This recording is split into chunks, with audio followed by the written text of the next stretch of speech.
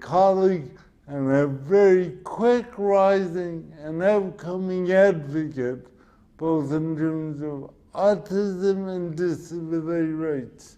Lydia, thanks for agreeing to be part of this series.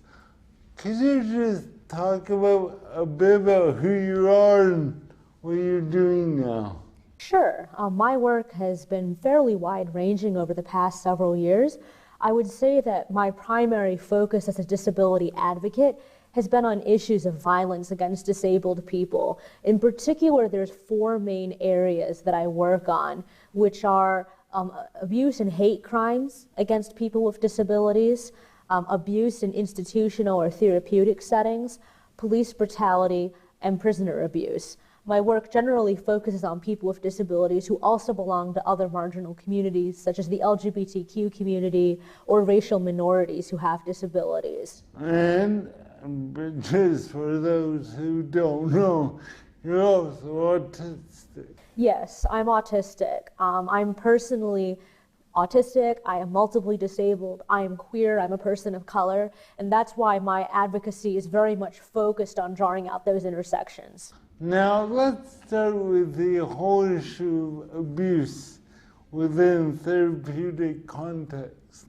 I know you've written an article through the Rapporteur on Torture in which it was agreed that a lot of the compliance-based behavioral therapies were a form of torture.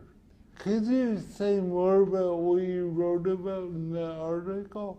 Sure. So essentially the article is about what you just called compliance-based behavioral modifications or compliance-based behavioral interventions, right? And the reason I've chosen to use that term is because it applies to a very broad set of treatments, therapies, or interventions that are usually used for people with intellectual and developmental disabilities, sometimes for people with psychiatric disabilities as well, that are essentially focused on creating behavioral compliance, right? And what I mean by that is not just the surface level, okay, compliance as in, if I tell you to sit down and be quiet, will you sit down and be quiet?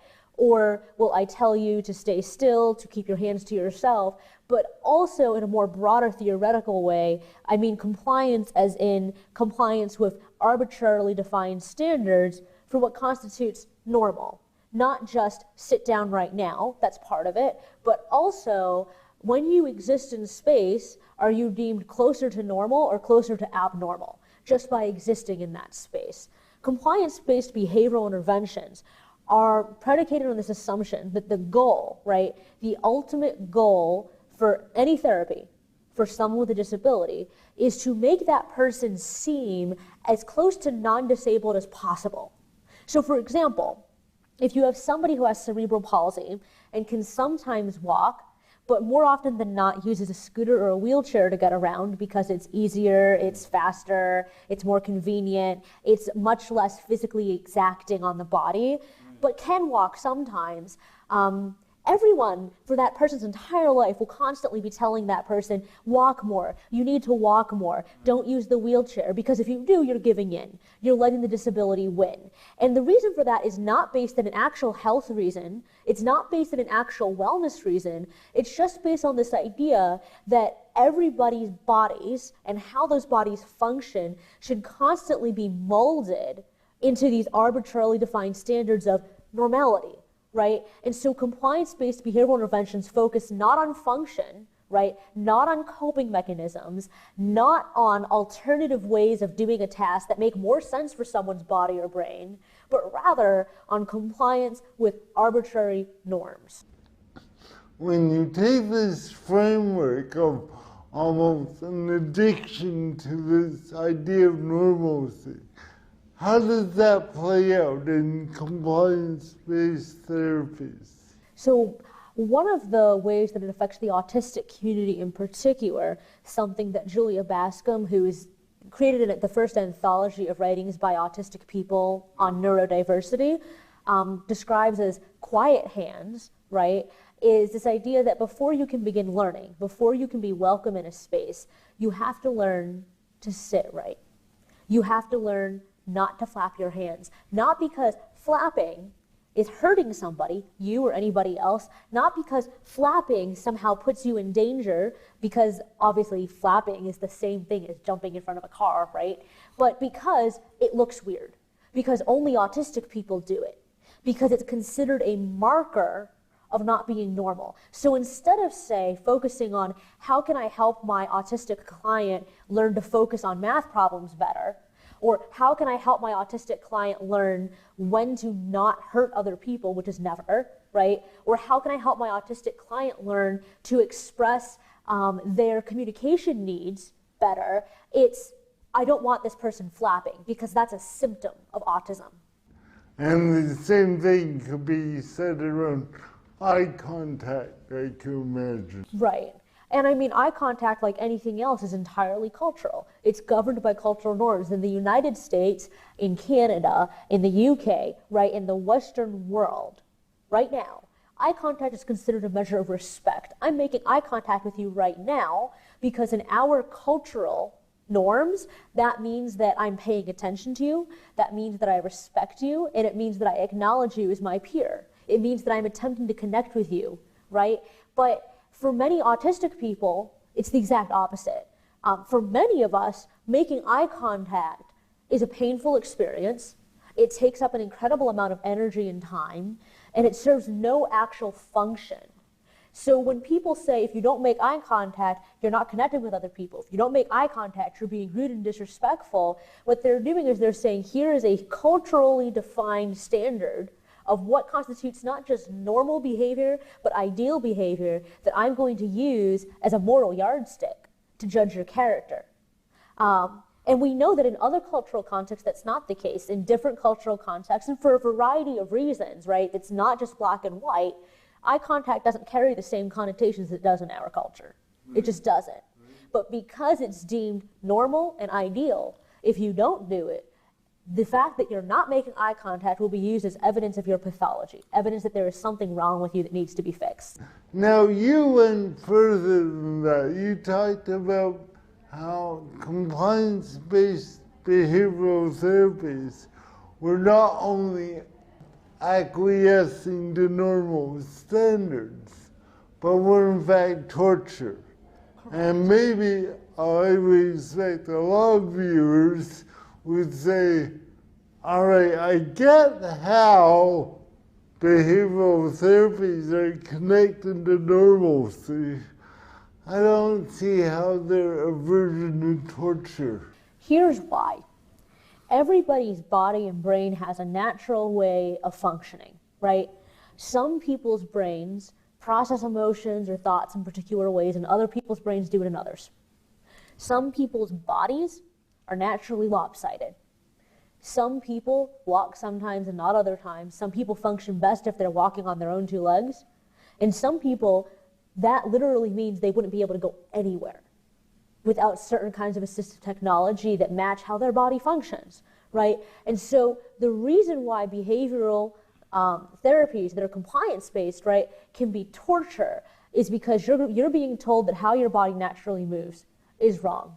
You're being told that how you naturally communicate is wrong. You're being told that if you do things in the way that makes the most sense to you, that is easiest for you, that is safest and most comfortable for you, even though it hurts absolutely nobody and in fact enhances your quality of life, you're being told that there's something wrong with that, that you need to be fixed, and it will be fixed with or without your consent, even at the expense of your own health, of your own well-being. Because you're being told, if I don't learn to police my own body the way other people are policing it, then people will hurt me.